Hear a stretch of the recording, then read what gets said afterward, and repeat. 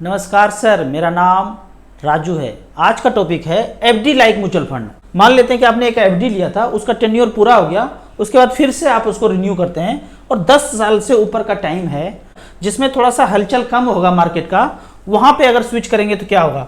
मान लेते हैं कि आप कोई भी बैंक में पैसा रखते हैं, एक्सिस, आईसीसी, एसबीआई, कोई भी बैंक है, वो पैसा कहाँ जाता है? कंपनी में जाता है। अब सैकड़ों कंपनी में पैसा लगाया है, कोई एक कंपनी खत्म होता है तो बैंक बोलता है कि हम एनपीए घोषित कर दिए। उसके बाद अगले साल से या 6 महीने के बाद पता चलता है कि 0.5 एफडी का रेट कम हो गया। म्यूचुअल फंड में क्या होगा? अगर सैकड़ों कंपनी में, यहाँ भी म्यूचुअल फंड में पैसा लगा, आपका पैसा अलग अलग कंपनी में चला गया, कोई कंपनी खत्म होता है, शेयर डाउन होता है मतलब उसका, तो वहाँ पे परसेंटेज आपको 1-2% का ऊपर नीचे देखेंगे, आपके पोर्टफोलियो पे भी इफेक्ट पड़ेगा।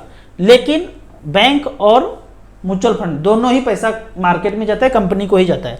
अब यहाँ पे एफडी का पैसा है, वहां से निकाल करके लार्ज कैप में रखेंगे। पहला पॉइंट लार्ज कैप होना है।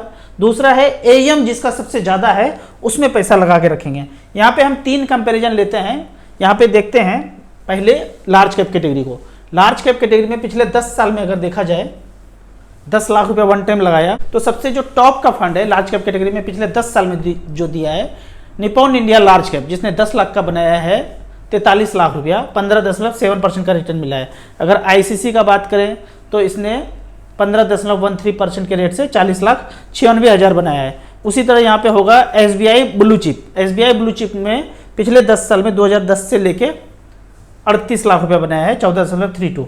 एक क्वेश्चन हमेशा आता है कि आप 2014 ले रहे हैं तो तब तो मार्केट तेजी में था। तो इस प्रश्न को सॉल्व करने के लिए हमने 16 साल पहले से रिकॉर्ड लिया है और लिया है टाइम 2008 से, जब मार्केट गिरना शुरू हुआ। 2008 में क्रैश हुआ था और तब से लेके अब तक।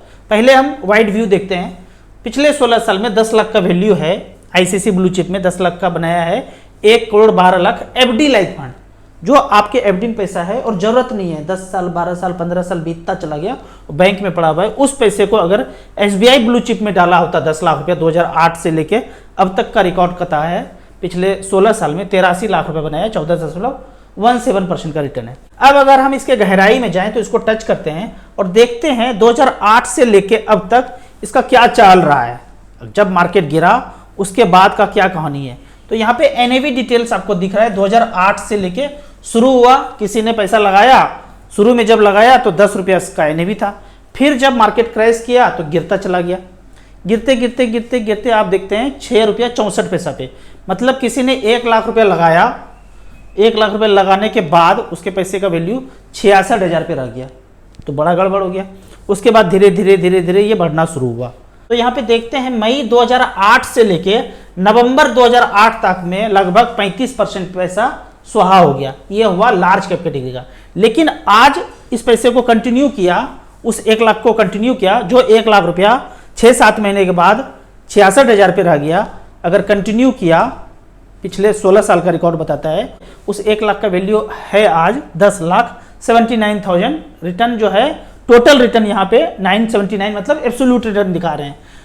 अब इसी को अगर मिड कैप कैटेगरी में देखा जाए तो मिड कैप कैटेगरी में अगर एचडीएफसी मिड कैप अपॉर्चुनिटी को देखते हैं, 2007 से ये शुरू हुआ था। अगर किसी ने 2007 में 1 लाख रुपया लगाया तो 1 लाख रुपया लगा दिया, ठीक है।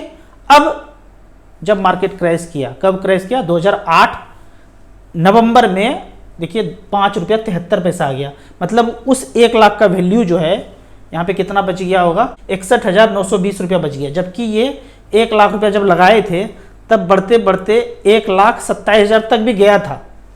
2007 से लेके चलता गया 1,27,000 से गिर के ये 57,000 पे आया होगा, 56,000 पे आया होगा। तो क्या हाल हुआ होगा और कितने लोग मार्केट में बने रहे होंगे? जाहिर सा बात है, बहुत लोग निकल गए होंगे और फिर दोबारा नहीं आए होंगे। लेकिन जो भी बना रहा होगा पिछले 16 साल में, उस 1 लाख का वैल्यू जो कभी 65-66,000 पे आ गया एचडीएफसी मिड कैप अपॉर्चुनिटी में, उस पैसे का 16 साल के बाद वैल्यू है 18,81,000। इसी तरह स्मॉल कैप कैटेगरी में अगर एचडीएफसी स्मॉल कैप को 2008 से लेके अब तक, 2008 में ये क्रैश का बात करते हैं, वहां से शुरू हुआ। तो यहां देखते हैं अप्रैल 2008 में ये शुरू हुआ था 10 रुपया से, किसी ने लगाया 1 लाख रुपया तो हो गया 1 लाख रुपया। लेकिन ये गिरते गिरते गिरते फिर ये 79, 65, 57,000 तक आ गया। कब? नवंबर दिसंबर 2008 तक। उस समय तो ये बवंडर हो गया होगा, जिन्होंने पैसा लगाया हो स्मॉल कैप ज़्यादा गिरता है, वो ज़्यादा गिर भी गया, फिर बना रहा होगा।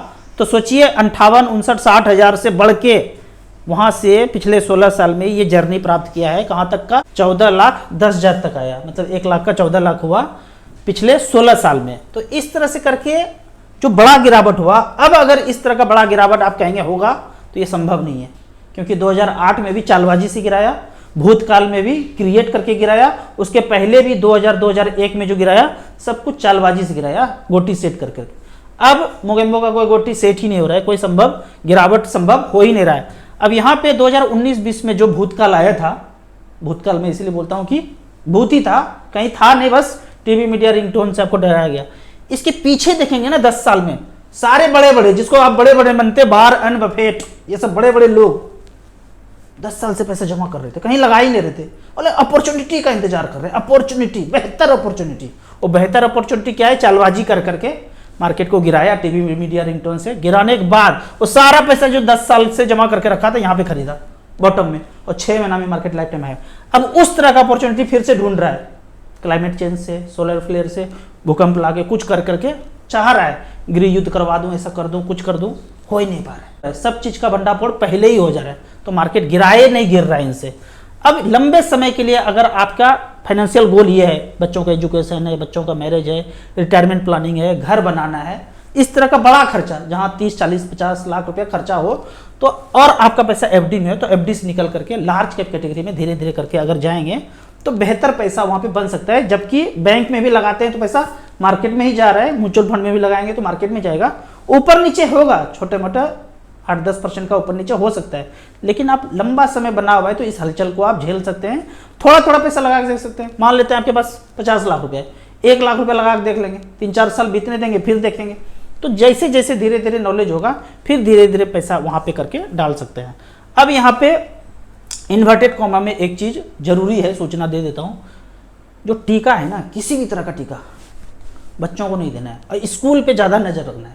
स्कूल में क्या हुआ था, अभी भूतकाल में क्या हुआ था, 12 साल से नीचे को तो दे नहीं पाया, अब 2 साल बीत गया है तो अब तो 14 साल हो गया, अब वो बच्चे 14 साल के हो गए। अब ऊपर से जो आदेश आ रहा है कि 14 साल तक के बच्चे को कोई प्रॉब्लम ना हो तो ये वाला ले लो, ये वाला ले लो, कैंसर से बचने के लिए ये ले लो, सब कुछ फर्जी बातें हैं, कोई कुछ बचाव नहीं करे। बचाव आपका शरीर खुद कर लेगा, अगर आपने कोई केमिकल नहीं डलाया तो शरीर अपने आप बचाव कर लेगा, अगर डाल दिया तो वही सर्वनाश करेगा।